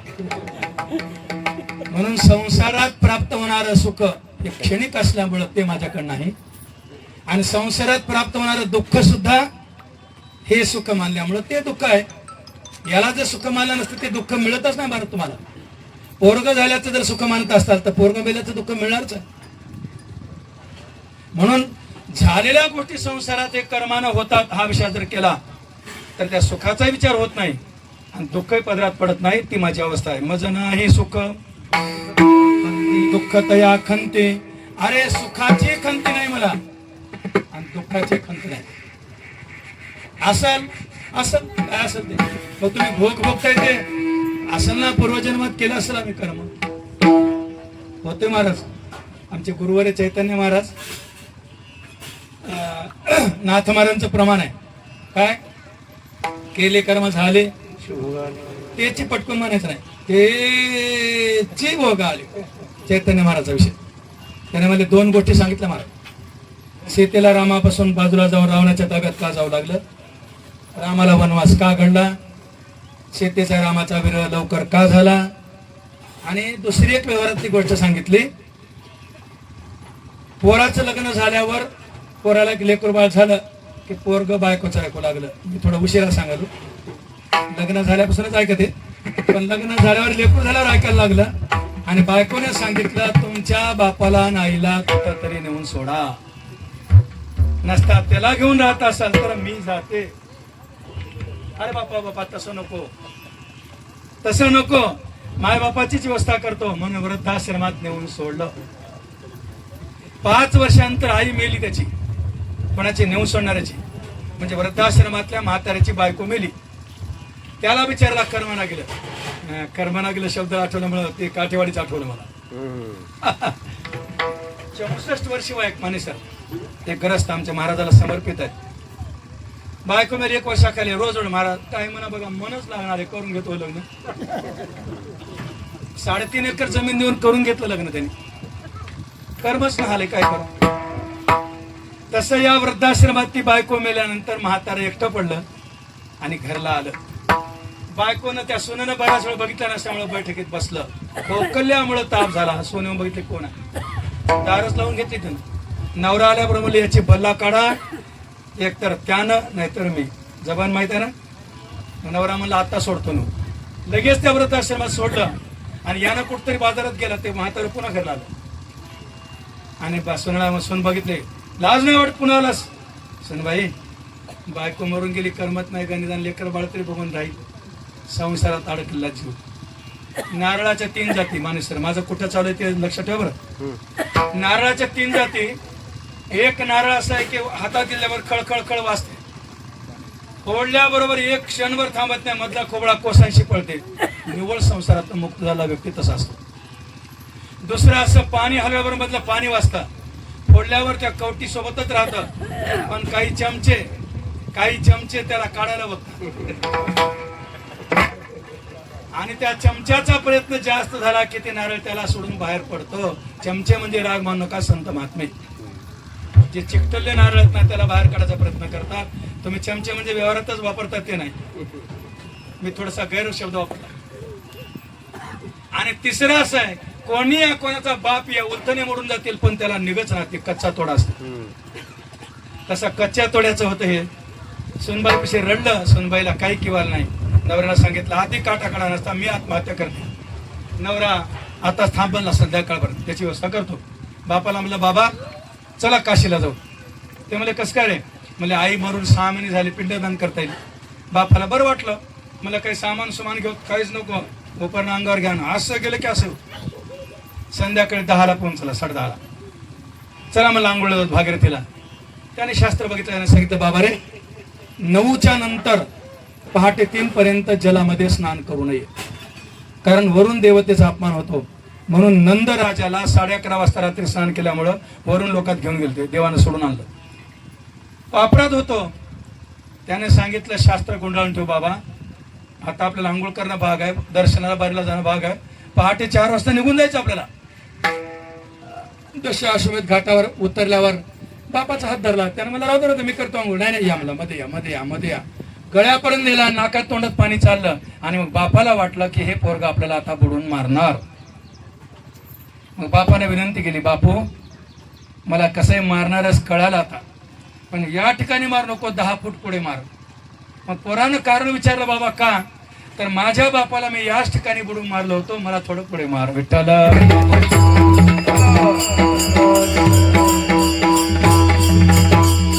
तिलाच म्हणतात जे केले कर्म झाले तेची भोग आले. आपण जर आपल्या बापाला बुडून मारलं तर आपलं पोरगा आपल्याला बुडूनच मारते. तलवारीनं मारणं, आविष घालून मारणं, कशानंच मारणं. आपण जर आपल्या बापाला माईला वृद्धाश्रमात ठेवलं तर आपले पोरग वृद्धाश्रमात ठेवते. हा नियम आहे केल्या कर्माचा आपल्या. आपण जे कर्म करावं त्या कर्माचं मिळणारं सुख, मिळणारं दुःख याची मला खंत नाही. त्या कर्मापासून मिळणारं सुख हे क्षणिकच आहे आणि दुःखही क्षणिकच आहे. त्या दुःखाचं काय घोटत बसायचं आहे? जर दुःख आलंच असेल कर्म भोगायला तर आमच्या मागच्या जन्माचं कर्म देवा, त्याच्याबद्दल आम्हाला काही खंत नाही. एक आणि भावना हे चित्ते नाना छंदे, ती भावनाही नाही तशी. आणि अनेक प्रकारचा व्यासंग नाही देवा, तुझ्या भजना वाचून काहीच आवडलं नाही, आवडणारे नाही. तुझ्या वाचून आम्हाला काहीच आवडलं नाही. आता बहु आवडसी जीवापासून देवा, आमची आवड तूच आहेस, आमचं प्रेम तुझ्यावरच आहे. संसार नावाचा आम्हाला दिसला नाही, कळला नाही, झाला तरी कशा रीतीने झाला आम्हाला काही संबंध आला नाही. आणि तेव्हा तुला जर वाटतच असेल आम्हाला संसार आडवायचा असं वाटत असेल तर ते काढून टाक, असं महाराज तिसऱ्या चरणात सांगतात.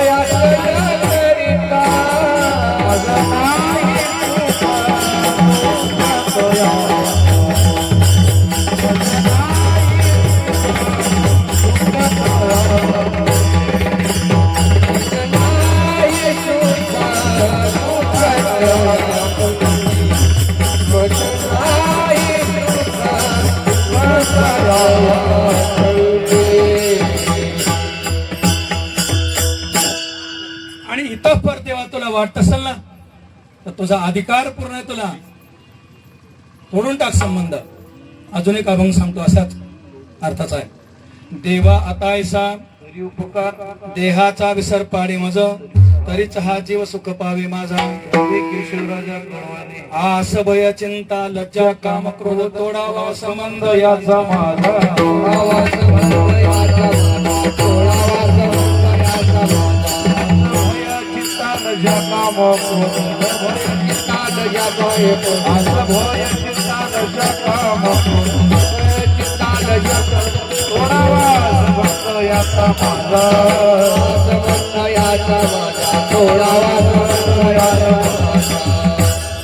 देवा आमच्या परिणामी जे काही सारलंय ते सारलंय देवा, पण आमच्या मागच काही बिराड लागत असेल आणि तिथं आमची अपरती होत असेल, आमची शक्ती कमी पडत असेल, देवा इथं उपकार कर बस. देवा आता ऐसा करी उपकार. आणि यांचा आमचा संबंध तोड टाक. तोडी हे संबंध कोणाचा? संसारी जीवाचा. कारण मुक्त झाला महात्मा जर संसाराचं बघू लागला, आपण नेहमी उदाहरण सांगतो ना, एका बाईचं एकुलते एक लेकरू वारलं, खूप दुःख करत बसली. एक महात्मा राहत होते त्या गावामध्ये. त्याने आले आणि विचारलं, बाई पूर्वजन्मात तू याची आई होतीस का? तुझा हा मुलगा होता का? आता आहे का? क्षणभंगूर आहे वगैरे वगैरे ज्ञान सांगितलं. तिनं दुःख विसरलं आणि त्या मुलाच्या प्रेताची अंत्ययात्रा करू दिली. महिना दीड महिना गेला. ती बाई त्या महाराजाकडे जात असताना महाराज गळा काढून रडत बसले. महाराजाला विचारलं, काय झालं? वगार वेली माझी म्हणलं. बाई म्हणली, वगार म्हशीची की तुमची? बोलायला काय लागले म्हणले, माझीच होती. म्हैस माझी असल्यावर वगार कोणाची राहील? ज्यानं ज्ञान सांगावं त्यानं असं रडावं. पण आपण काय लोका सांगे ब्रह्मज्ञान, आपण कोरडे पाषाण. अंगी अशी स्थिती निर्माण झाली पाहिजे. तेव्हा जर समजा आम्हाला हे अनावर असतील तर तुला विनंती आहे माझी, तुला आदेश आहे माझा. 2 ठिकाणी आदेश दिला मी, पहिल्या चरणात आणि तिसऱ्या चरणात सांगितलं, आणि 2 चरणात आपली स्थिती सांगितली. तर दुसऱ्या चरणातला म्हणजे तिसऱ्या चरणातला आदेश देवाला आहे, देवा याचा संबंध तोडून टाक आमचा. नको बस विठलामचं विठले हे चित्त प्रपंचापासून व मन ते मनी बैसलेसे. पिटून गेलं चित्त, पण काय करा महाराज, तेच ते समोर येते आणि आमची शक्ती कमी पडते देवा. म्हणून सर्व शक्तिमान, तू सर्व अंतर्यामी असल्यामुळं तुला मी विनंती करते, आदेश देते देवा. तोडी हे संबंध, तोडी आशा पाश. कारण आशा जर राहिली तर आशा दैसे दुःखात बर का, दुःखालाच विणारी असते आशा. आशा उपजली अनंताशी, नीच वामनत्व आले त्याशी. मेलेले माणसं भूत कशा नव्हतात? पितृदोष कशाचा लागते? गुन्हानं 92-95 वर्ष झाल्यावर चांगलं मेले तर त्याचा पितृदोष लागत नाही. अपघातात मेले, आत्महत्या करून मेले, पितृदोष कारण आहे. आशा राहते घरामध्ये, हे केलं बघलो नाही. आणि त्याची आशा जागृत करतात रडणारे, तुम्ही एवढं खाऊन बघल्या नाही. त्यानं म्हणते वय कर येतो पुन्हा. कशामुळे येतं त्यानं? त्याची आशा राहिल्यामुळे. म्हणून आशा पाश शतैर्बद्धा काम क्रोध परायणा. भगवान गीते सांगतात आशेचा पाश 100 ठिकाणी बांधला जातो मनुष्य, आणि आशेमुळेच आपल्याला पुनर्जन्म प्राप्त होतो. म्हणून संसाराचा संबंध तोडला की आशा निवृत्त होत असते. पण देवा तोडी हे संबंध, तोडी आशा पाश. तोडी शब्द 2दा वापरला. मज होसायास न करीता.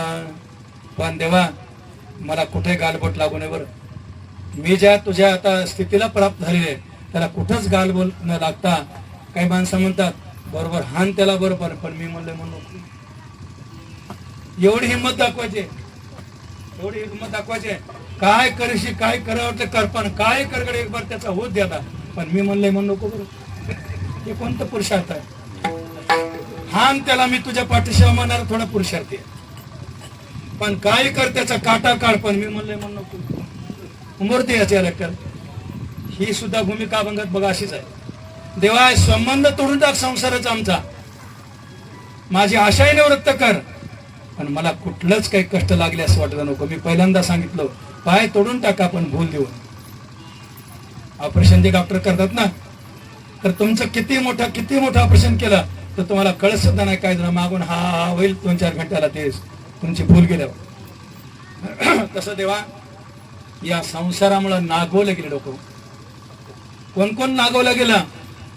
अरे भिलेने के पीछे लगे करने लगे तो बा भगवान शंकराची वाट लागली, ब्रह्मदेवाची वाट लागली, विष्णूची वाट लागली, भले भले गेले आणि त्यांना जी इजा पोहोचली ते ऐकूनच आम्ही परेशान होतो. पण मला काही त्रास होऊ नये, आमचा संबंध तोडून टाक देवा. संसारी लोकाशी नाही, संसाराशी तोडून टाक. संसारी लोक काय करत बा? संबंध तुटावा शब्दाचाही स्पर्श. देवा नुसता संबंध, त्या संबंधाचा नाही, शब्दाचा सुद्धा स्पर्श होऊ नये, पुन्हा संसार शब्द सुद्धा वापरता येऊ नये. तोडावा संबंध यांचा माझा, या अभंगातलं पहिल्या अभंगातलं प्रमाण. आस भय चिंता लज्जा काम क्रोध. आस म्हणजे आशा, भय लज्जा चिंता काम आणि क्रोध, हे 6 सगळे शत्रू आहेत. यांचा आमचा संबंध तोडू नको, तोडून टाक. मग तू आतापर्यंत सेवा करत होतास, कसं होतं? वरपांग होती देवा आमची सेवा. हे सगळं पोटात भरूनच होतं आमच्या, बरं का? हे सगळं अंतःकरणात भरून होतं आणि वर परमार्थ आमचा चालू होता देवा. हे एकदा काम क्रोधे केले घर,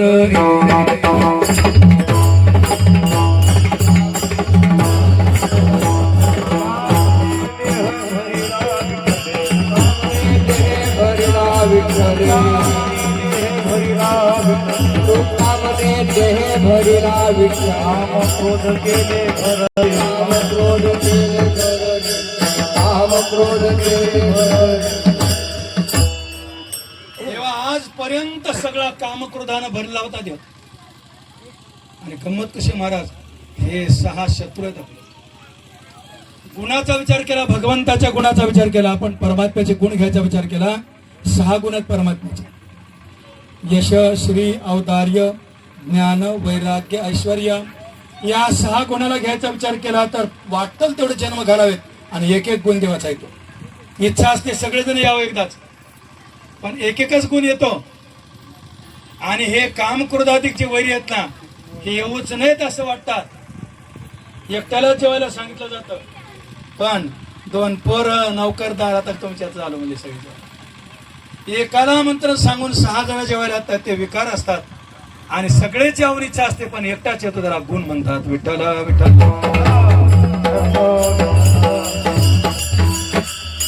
आपलं जर आचरण बिघडलं, हे परमात्म्याचे गुण अंगीकृत केले, आचरण जर बिघडलं तर 6च्या 6 एकदाच निघून जातात. येताना एक एक जण येतात, जाताना 6 जण निघून जातात.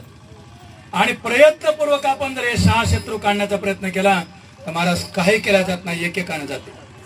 येताना एकदाच येतात, जाताना एकेकानं जातात. म्हणून तोडावा संबंध यांचा माझा. तोडी हे संबंध कोणाचा? कामाचा. तोडी हे संबंध क्रोधाचा. ही सगळे शत्रू आम्हाला नाश करणारे, त्यांचा संबंध तोडून टाक. का असं आतापर्यंत राहिलं तुमचं? त्याला एकच उदाहरण कुंतीचं सांगतो आणि आपली शेवट व्यक्तिगत होतो. युद्धाच्या पूर्वी भगवंताला सांगितलं पाहिजे कुंतीनं. काय भगवंताला माहित नव्हतं? कर्ण अगोदर कुंतीचा मुलगा आहे ते. भगवंताला प्रार्थना केली कुंतीनं की मी जर, कुंती म्हणते, मी जर कर्णाला भेटले तर माझे पांडवावर संकट टळेल, ज्याचं त्याला पडलेलं. भगवान म्हणतात कसं काय भेटणार? नाटकी परमात्मा. कुंती माता सगळं सांगते की मला प्रत्येक देवाचा वर मिळाला. मी कौमारी अवस्थेमध्ये, तारुण्य अवस्थेमध्ये होते आणि सूर्याचा मंत्र जपला. मी पहावं म्हणून विचार केलाय. त्याला काय म्हणतात? तालीम केली, प्रॅक्टिस केली. तर सूर्य फळला आणि सूर्यानं सांगितलं की मी तुझ्यावर प्रसन्न झालो. आणि सूर्यामुळे ते मुलगा मला गर्भधारणा झाली. पण सूर्यानं वरदान दिलं, हा मुलगा जन्माला तो सोडून दे आणि त्यानंतर तुझं कौमार्य तसं तसं अबाधित राहील. देवा असा प्रकार घडला. मग कर्णाला जाऊन बोलू का मी? तेव्हा सांगतात बरं आहे, चांगली गोष्ट आहे. कर्णाकडे जाते कुंती आणि कुंती कर्णाकडे गेल्यानंतर कर्णाला पाहून रडायला लागली. तेव्हा कर्ण रडतो आणि विचारतो काय झालं, कोण आपण?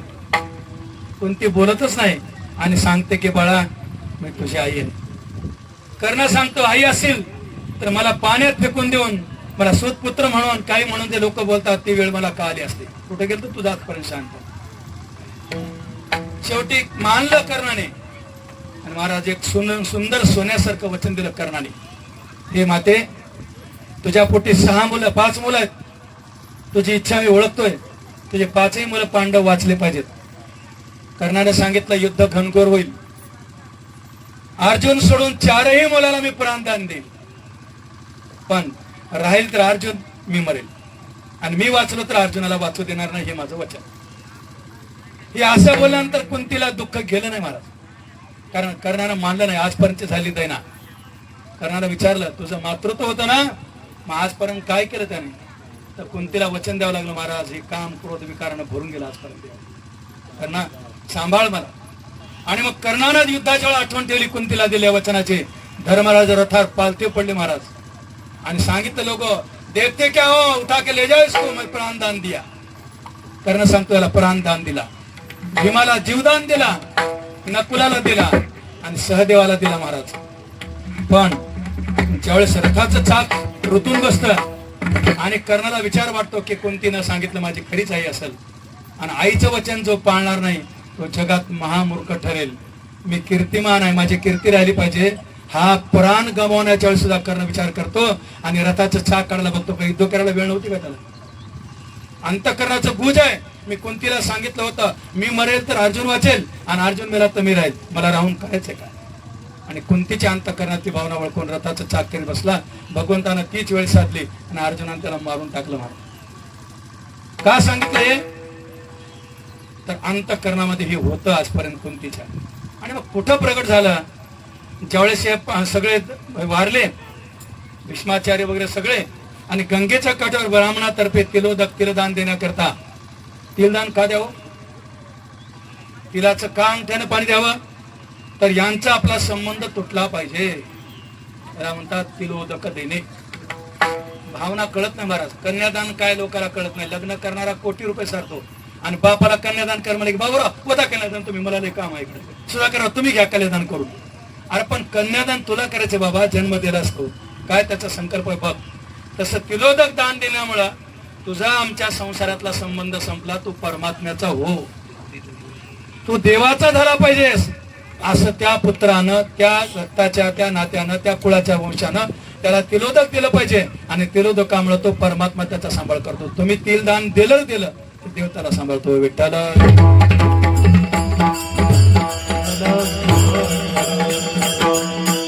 प्रसंग असा आहे समोर. काय त्या यमुने काठावर या पांडवांना तिलोदकाचे मंत्र सांगितले जातात, आणि कोणते मोठ्याने धरते. एक समाधान आहे की अर्जुन वाचल्याचं, पण दुःख कुंतीच्या हृदयात शिरलं आहे की माझं कर्ण मेलं.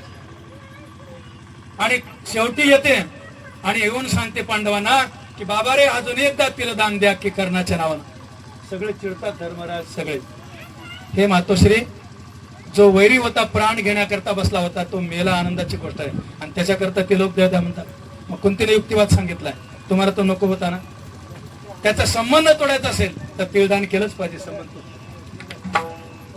भगवंताला विचारतात धर्मराज ते देवा काय गंमत आहे? हे तिलदान करा म्हणतात, पिंड त्याच्या पिंडावर पाणी होता म्हणतात, काय करावं? देवाने सांगितलंय युधिष्ठिर पार्थ सब सुनो, जो कोई माता का वचन नहीं पालन करता वो नरक में चले जाता है. सुधा करो ऐका. जो माताजी का वचन नहीं सुनता वो नरक में चले जाता है. कोण सांगता असं? देव सांगतात. खरं काही सांगत नाहीत, पण देवावर एवढा विश्वास त्या पांडवांचा. चलो जब भगवान बोलताय तो तिलदान करो. तिलदान केलं महाराज कर्णाच्या नावाचं.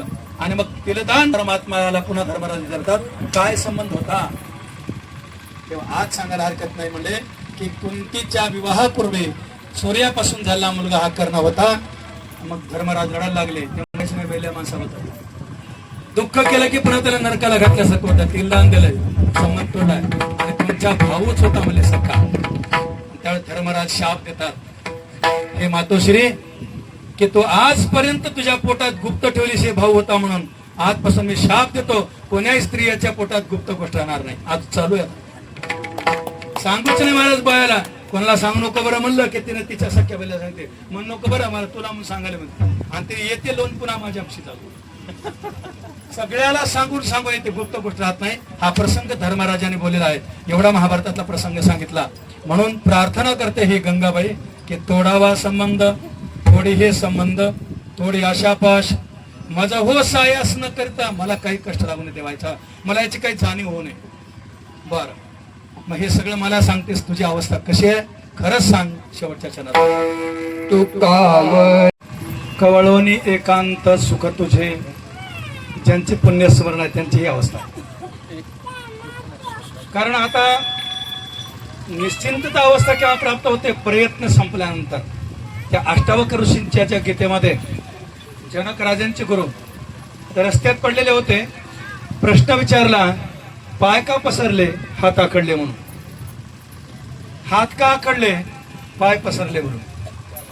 कोणीही किती वेळेस प्रश्न विचारा, तुम्ही पाय असे का पसरलात, हात आखडले म्हणून. हात का आखडले, पाय पसरले म्हणून. याचा अर्थ आता काहीच कर्म कर्तव्य शिल्लक नाही. हात आखडले याचा अर्थ हातानं कर्म घडत नाही. पाय पसरले याचा अर्थ पायानं कर्म घडत नाही, कुठं जाणं नाही. पण तुका म्हणे आता राहिलो निश्चिंत, मी तो राहिलो निश्चिंत. निश्चिंत शब्दाचा अर्थ असा आहे की कुठल्याच कर्माचा विचार नाही, कर्म संपलं. आणि एक लक्षात ठेवा मायबाप, जे काही कर्म आपल्याकडून घडतं ते चांगलं असो की वाईट असो, ते फळ देतच देतं. फक्त एकच आहे की मनुष्य केव्हा जगतो आणि मनुष्याचं भूषण केव्हा तयार होतं, त्या कर्माचा अभिमान न बाळगणं आणि कर्माच्या फळाची अपेक्षा न करणं, हाच खरा परमार्थ आहे.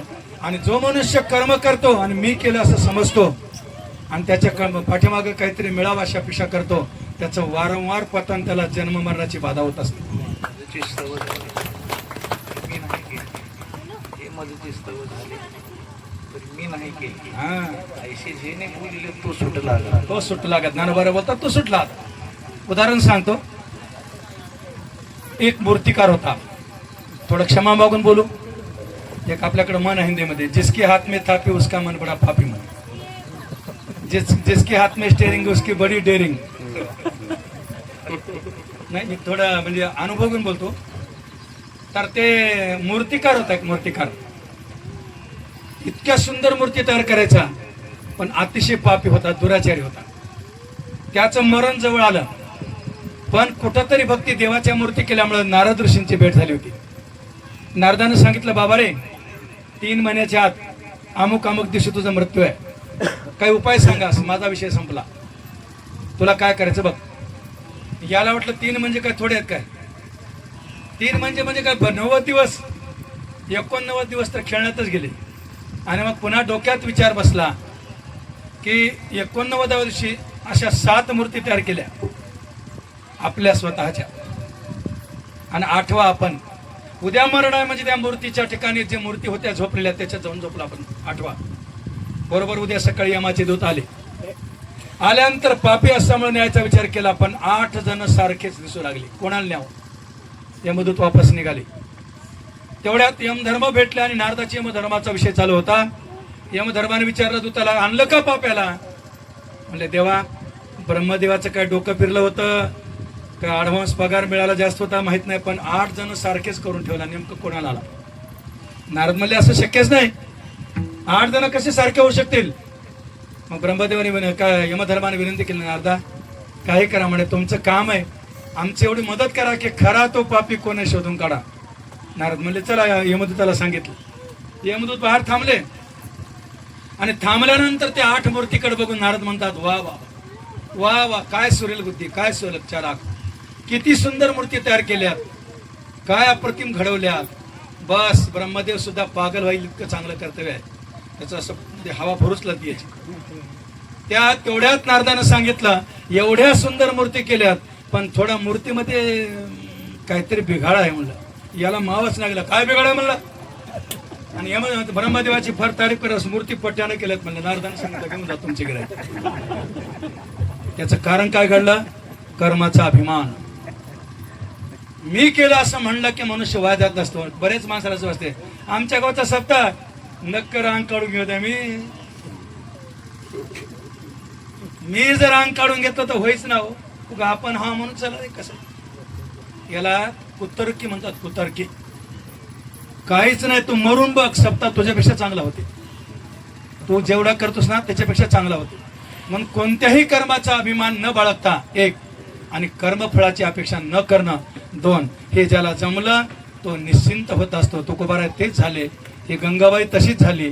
तुका म्हणे मी तो राहिलो निश्चिंत. मी निश्चिंत झालो, कारण आता कर्म काहीच करायचं नाही, काहीच नाही करायचं आणि काही मग अपेक्षा नाही. हात का पसर आकडले, पाय पसरले आणि मग काय करता तुम्ही निश्चिंत झालात तर? कवळोनी एकांत सुख तुझे, एकांताचे सुख दे मज देवा. हा खरा एकांत आहे की भगवान परमात्म्याच्या चिंतनावाचून आमचा काळ जात नाही. काळ ब्रह्मानंदे सरे, काळ ब्रह्मानंदे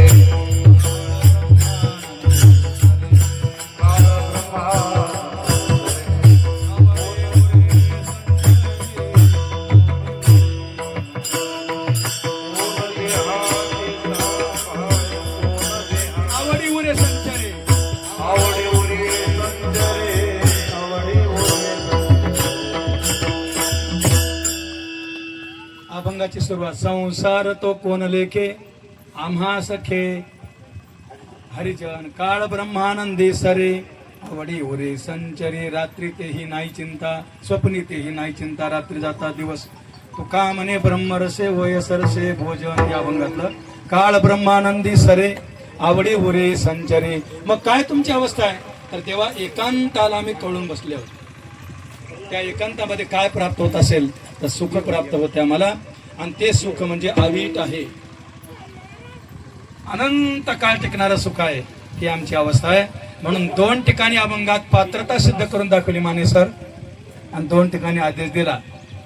बरं का? 3ऱ्या चरणातली पात्रता, 2ऱ्या चरणातली मज नाही सुख दुःख त्याकंती ही पात्रता सिद्ध, आणि शेवटी एकदा पात्रता सिद्ध करून दाखवली की कवळोनी एकांत तुझे सुख. मी तुझ्या एकांतातल्या सुखाला कळून बसलो आहे, मी आता निश्चिंत आहे. ही आपली पात्रता सिद्ध झाली, आणि पात्रता सिद्ध झाली हिताचा उपाय परमात्मा करतो. आणि आग्रह केला पण अशी पात्रता सिद्ध करून बसणारे ज्यांचं आज पुण्यस्मरण आहे, त्या मातोश्री गंगाबाई बद्दल आपण काही फार बोलू शकणार नाही. ज्या अर्थी हे भगवंताचं नामचिंतन आणि अन्नदान होते, त्या अर्थी असंच कुठेतरी त्यांची साधना घडलेली असं समजावं, आणि झालेली सेवा अशा संत महात्म्याच्या साठी समर्पित करतो आणि पूर्णविराम. ज्ञानेश्वर